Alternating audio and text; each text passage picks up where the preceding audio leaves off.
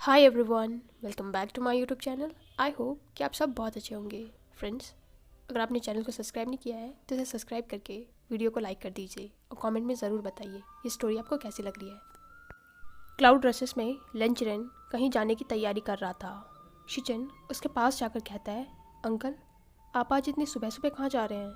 इस पर लेंचरेन कहता है, मुझे बहुत ज़रूरी काम है, तुम सेक्ट का ध्यान रखना, मैं कुछ टाइम बाद आ जाऊँगा। उसने साफ साफ नहीं बताया कि वो जा कहाँ रहा है और शिचन ने भी नहीं पूछा, क्योंकि कुछ दिनों से उसके अपने अंकल के साथ ज़्यादा बातें नहीं हो रही हैं।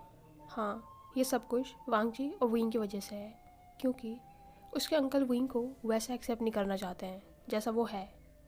इस वजह से वांगजी की भी अपने अंकल से बहस हो गई और साथ में शिचन के भी। इस बार तो शिचन ने भी सोच रखा है कि चाहे कुछ भी हो वो सिर्फ वांगजी का साथ देगा। चिरन के जाने के बाद शिचन वांगजी के कमरे में गया। वांगजी मेडिटेशन कर रहा था। आजकल वो अपना ज़्यादातर समय मेडिटेशन को ही देता है। वो खुद को और खुद की कोर को और ज़्यादा मजबूत करने की कोशिश कर रहा है। शिचन उसके पास जाकर कहता है, वांगजी क्या तुम्हें कोई आइडिया है कि अंकल कहाँ पर गए हैं? इस पर वांगजी कहता है, नहीं, और ना ही मैं जानना चाहता हूँ। शिचन कहता है, मैं जानता हूँ तुम अंकल से बहुत ज़्यादा नाराज़ हो, तुम चिंता मत करो, मैं उनसे बात करूँगा।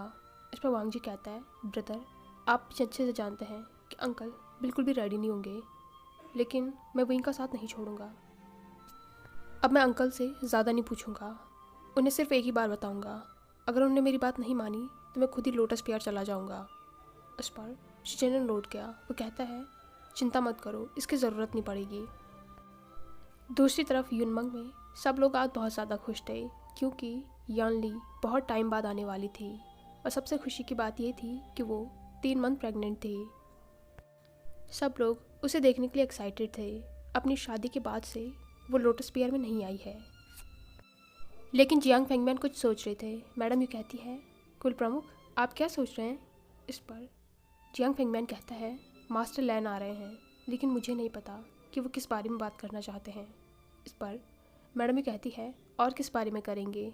विंग के बारे में ही करना चाहते होंगे। जियांग फेंगमैन कहते हैं, हाँ हो सकता है, थोड़ी ही देर में वहाँ लेंचरेन आ गया था, इसलिए जियांग फेंगमैन और मैडम यू उसके साथ चले गए। जियांग फेंगमैन कहता है, मास्टर लैन आप हमसे क्यों मिलना चाहते थे, वो भी इतनी अर्जेंटली?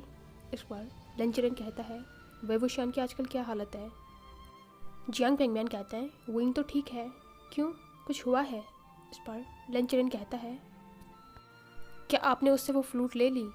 मैडम यू कहती है, विंग उस फ्लूट को नहीं छोड़ेगा और अब वो फ्लूट विंग को पहचान गई है, इसलिए वो सिर्फ उसका आदेश मान रही है, कोई भी उसे छू नहीं सकता है। लेंचरेन कुछ सोचकर कहता है, मुझे आप लोगों से बहुत ज़रूरी बात करनी है। मैं ये चाहता हूँ कि लान वांगजी और विंग के बीच में जो हमने रिश्ता तय किया था, हम उसे आगे न बढ़ाएं। जियांग फेंगमैन ये सुनकर चौंक गए थे, लेकिन मैडम यू को पता था कि ऐसा कुछ होने वाला है, लेंचरेन ऐसा ही कुछ करेगा। जियांग फेंगमैन कहते हैं, मास्टर लान आप ये कैसी बातें कर रहे हैं? आप जानते हैं सेनापति और आशियन दोनों एक दूसरे को पसंद करते हैं, वे एक दूसरे से प्यार करते हैं, आप सिर्फ इस वजह से इस रिश्ते को नहीं तोड़ सकते हैं। लेंचरेन कहता है, कुल प्रमुख मैं जानता हूँ कि आप क्या महसूस कर रहे हैं, लेकिन मैं अपने नेफ्यू की जान खतरे में नहीं डाल सकता हूँ। विंग के साथ जो कोई भी रहेगा वो उसे नुकसान पहुँचा सकता है। धीरे धीरे उस पर हम रिसेंटफुल एनर्जी का असर देख सकते हैं, वो पहले जैसा विंग नहीं रह गया है। मैडम ये कहती है, मास्टर लैन क्या आप इस बारे में सेनापति लान से बात कर आए हैं? लेंचरेन कहता है, उससे बात करने की कोई ज़रूरत नहीं है, मैंने उसे पाल पोस कर बड़ा किया है, मैं जानता हूँ उसके लिए क्या सही है और क्या गलत। फिर वो जियांग फेंगमैन से कहता है, कुल प्रमुख मेरी बात मानिए, विंग से उस फ्लूट को ले लीजिए और इस बात पर ध्यान दीजिए कि आप उसे कैसे कंट्रोल करेंगे, उस पर थोड़ी सख्ती बरतिए, हर चीज़ में उसे खुली छूट मत दीजिए। कल्टीवेशन वर्ल्ड पहले से ही वेन रोहान से बहुत ज़्यादा परेशान है। अगर उन लोगों को भनक भी लगी कि विंग भी रिसेंटफुल एनर्जी को अट्रैक्ट कर सकता है, तो वो उसके भी दुश्मन बन जाएंगे और ख़ुद विंग भी कल्टीवेशन वर्ल्ड के लिए ख़तरा बन जाएगा। इसलिए मेरी बात मानिए, उस पर थोड़ी सख्ती कीजिए और उसकी इस रिसेंटफुल एनर्जी को कम करने में मदद कीजिए। जियांग फेंगमियान को तो कुछ भी समझ नहीं आ रहा था। वो कहता है, मास्टर लैन, सेनापति लैन ने हमें बताया था कि उसे कुछ सॉल्यूशन मिला है। क्या आप उसके बारे में जानते हैं? इस पर लिन चिरेन कहता है, हमें ऐसा कोई भी सॉल्यूशन नहीं मिला। वांग जी पागल हो गया है। वो हर समय अपने मन की करना चाहता है, लेकिन इस बार मैं उसे ऐसा कुछ भी नहीं करने दूंगा। वो उठकर कहता है, कुल प्रमुख मुझे माफ़ कर दीजिए, लेकिन वांग जी को मैं किसी भी तरीके खतरे में नहीं डाल सकता हूँ। जिस तरीके से आप अपने बेटे से प्यार करते हैं, उसी तरीके से मैं भी वांग जी से करता हूँ।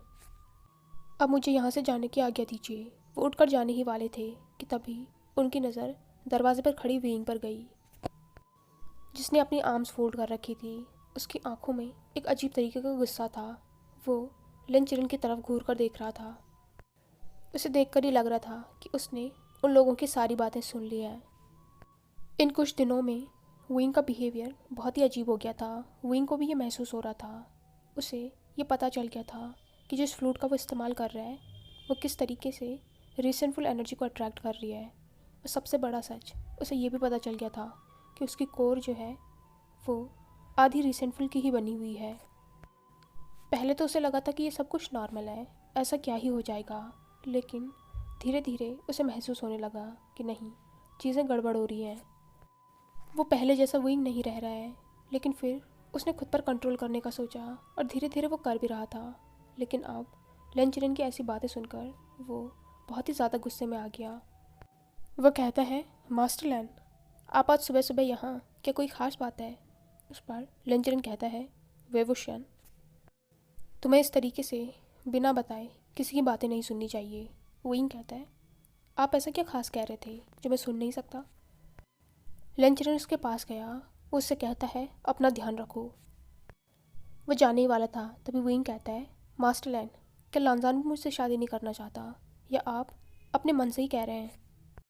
लिन चिरेन उसे देखकर कहता है, विंग, तुम्हें अपनी सिचुएशन पता होगी। जहाँ तक मुझे लगता है, मैं तुम्हें सजेशन दूंगा कि तुम्हें खुद पर ध्यान देना चाहिए, खुद पर काबू रखो।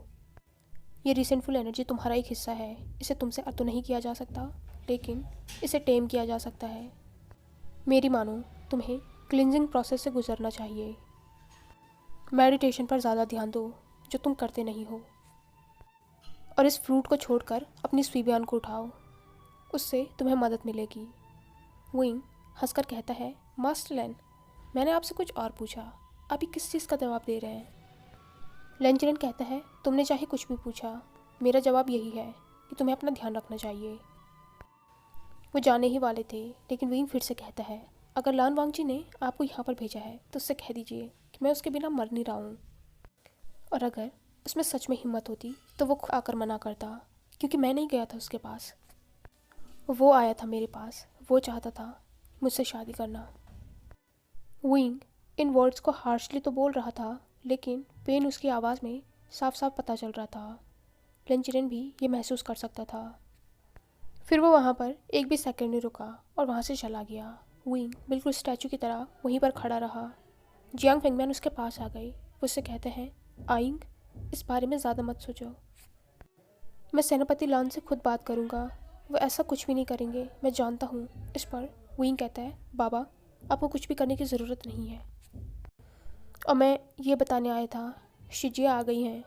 और फिर वो वहाँ से चला गया। मैडम यू उसे रोक रही थी, लेकिन विंग नहीं रुका। वो जाकर अपने कमरे में चला गया और उसने दरवाज़ा बंद कर दिया। मैडम यू और जियांग फेंगमियान बाहर यानली से मिलने गए, जो जियांगचेंग और वेंजिंग के साथ बातें कर रही थी, क्योंकि उन्होंने उसे बताया था कि अभी लिन चिरेन वहाँ पर मिलने आए हैं। अपने माँ और बाबा को देखकर यानली ने जाकर उन्हें हक किया। यानली 3 मंथ प्रेग्नेंट थी। ये देखकर वो सब लोग बहुत ज़्यादा खुश थे। जिन जोशुआन भी उसके साथ ही आया था। तभी यानली इधर उधर देखकर कहती है, माँ, आशियन कहाँ चला गया? वो बोल रहा था कि आपको बुला कर आएगा, मैंने मना किया था, फिर भी वो चला गया। इस पर मैडम यू कहती है, वो अभी अपने कमरे में होगा। तो जियांगचेंग कहता है, अपने कमरे में क्या कर रहा है? शिजिया आई है, ये नहीं कि उनसे मिल ले। पता नहीं ये लड़का आजकल क्या सोचता रहता है। वो सब लोग फिर से आपस में एक दूसरे से बात करने लग गए थे। कमरे में विंग बहुत ही ज़्यादा रेस्टलेस फील कर रहा था। उसे गुस्सा तो आ रहा था, साथ में उसे रोना भी आ रहा था और वो खुद को ही समझाने की कोशिश कर रहा था कि क्या हुआ अगर लान वांगजी उसे ऐसे एक्सेप्ट नहीं करेगा तो कुछ भी नहीं होगा। वो अपना ख्याल अच्छे से रख सकता है, लेकिन वो कैसे खुद को समझाए जब वो अंदर से अच्छे तरीके से जानता है कि वो वांगजी से प्यार करता है और अभी भी उसके साथ ही रहना चाहता है, चाहे सिचुएशन कोई भी हो। खुद के ही इस थॉट पर उसे गुस्सा आ रहा था, उसे खुद पर ही गुस्सा आ रहा था। क्यों वो लानजान के प्यार में पड़ गया? क्यों वो उससे इतना ज़्यादा प्यार करता है? क्या उसे छोड़ने के बाद से ही उसे डर लग रहा है? आखिर वो इतना कमज़ोर तो नहीं है।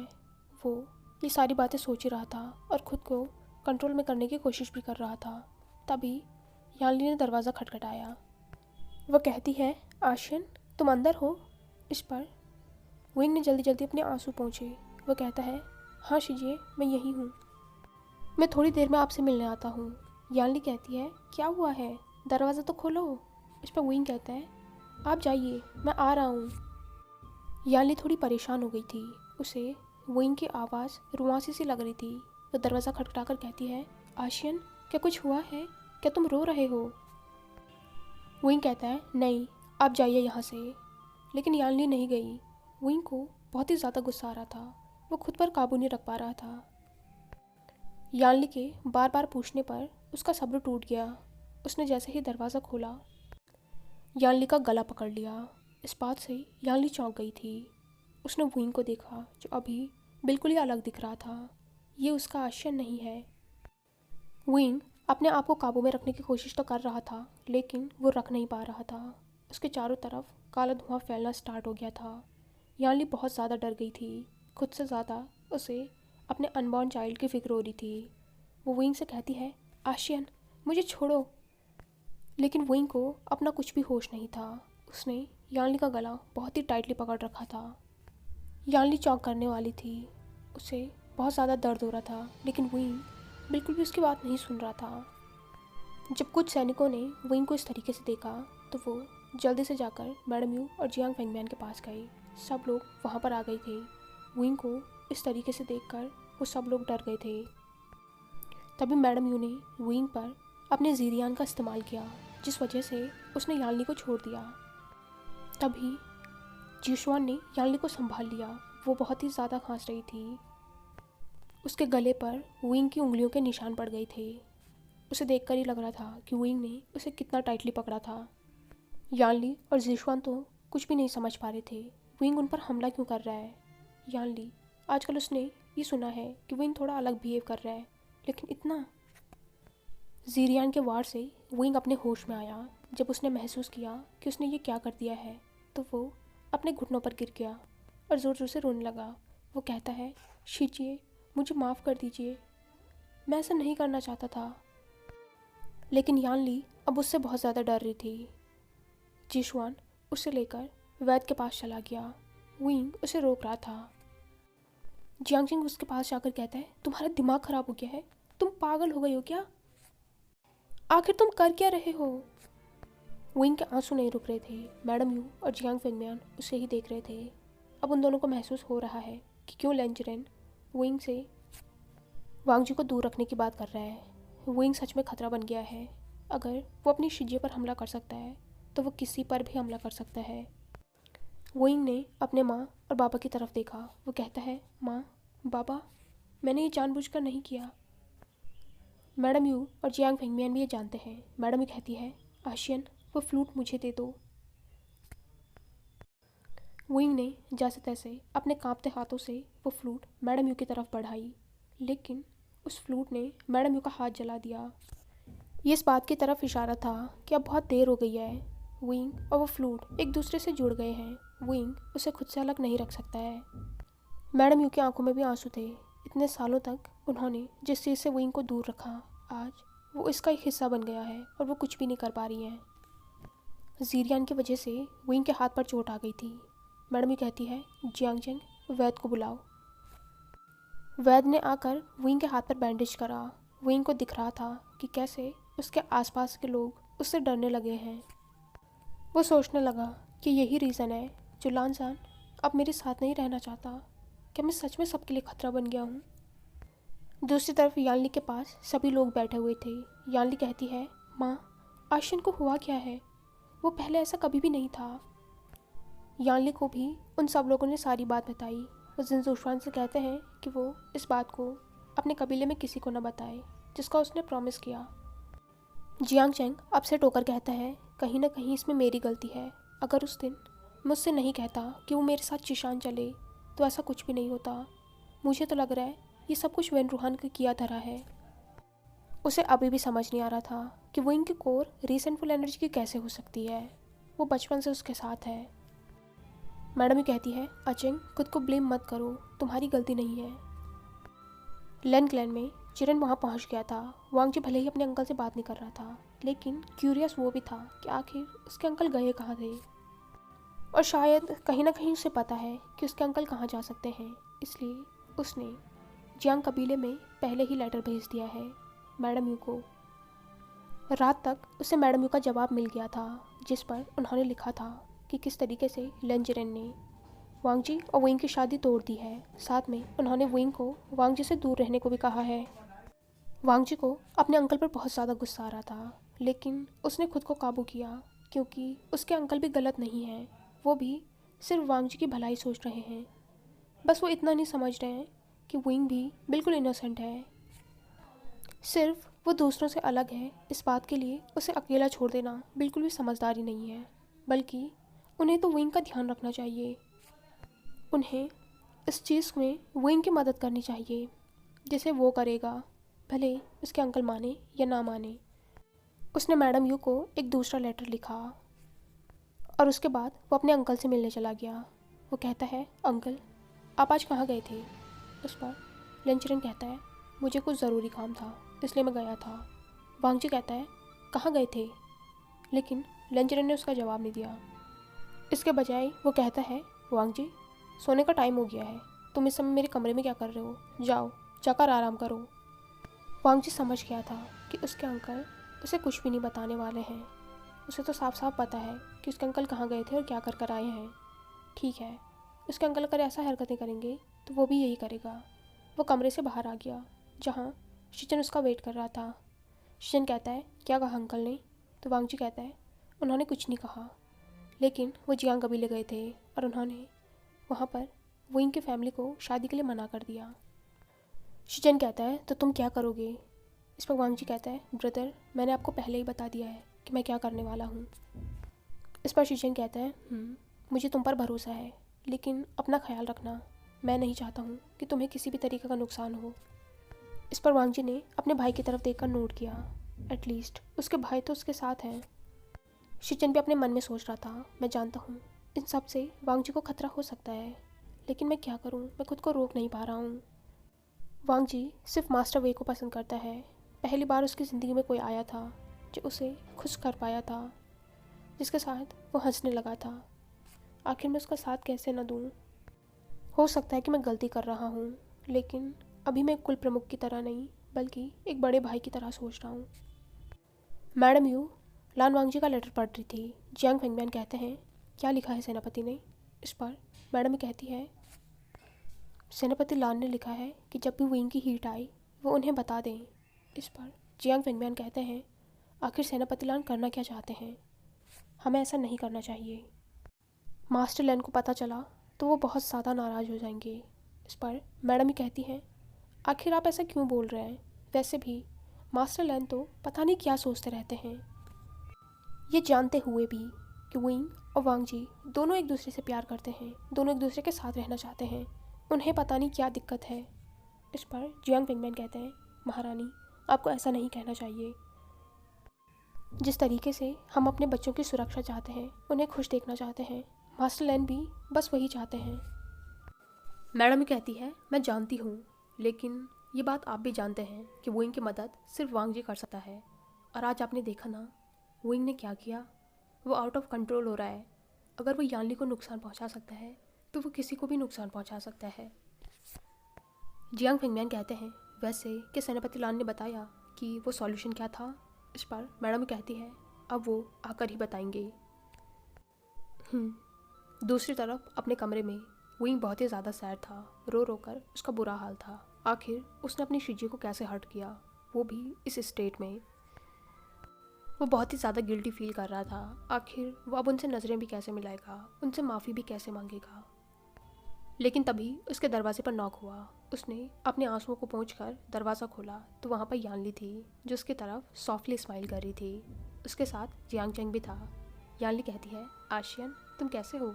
इस पर विंग ने उसे टाइटली हक कर लिया और वो ज़ोर ज़ोर से रोने लगा। जियांग चेंग ने दरवाज़ा बंद कर दिया था। यानली कहती है, आशियन इस तरीके से मत रो, मैं जानती हूँ तुमने जो कुछ भी किया वो जानबूझकर नहीं किया। विंग कहता है, लेकिन शिजी इससे ये तो नहीं बदल जाएगा ना कि मैंने आपको हर्ट किया है। यानली उसे बिठाकर उसके चेहरे को साफ करके कहती है, बिल्कुल भी नहीं, तुमने मुझे नहीं हर्ट किया है। मेरा आशियन कभी मुझे हर्ट कर सकता है। तुम चिंता मत करो, वैद ने कहा है, मैं बिल्कुल ठीक हूँ। विंग यानली की बैली को देख रहा था। यानली उसके हाथ को लेकर अपनी बैली पर रखती है। वो कहती है, देखा, ये भी बिल्कुल ठीक है। अब चलो, इस तरीके से रो मत। रो रो के तुम्हारी आंखें कितनी लाल हो गई हैं। मुझे अपना हंसता हुआ आशियन ही चाहिए। स्माइल करो। विंग ने उसे अपनी बड़ी सी स्माइल दिखाई। यानली कहती है, ये मेरा आशियन है। हाय एवरीवन, आई होप कि आपको ये पार्ट पसंद आया हो। अगर आपको ये वीडियो पसंद आई हो तो इसे लाइक, कमेंट, शेयर और चैनल को पक्का से सब्सक्राइब कीजिए। Thank you.